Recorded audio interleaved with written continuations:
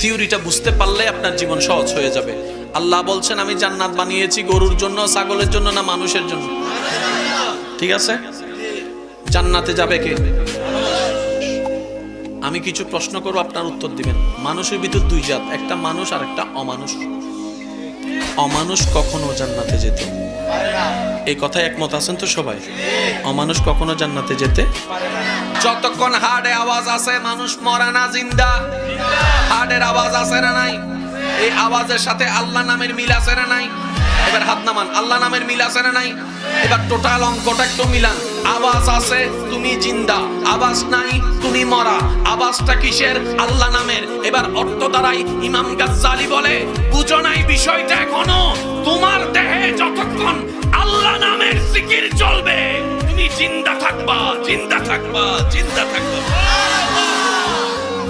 যতক্ষণ আল্লাহ নামের জিকির ততক্ষণ জিন্দা। আর একটু জোরে বলা যাবে? আর একটু চিল্লায় বলেন না সুবহানাল্লাহ।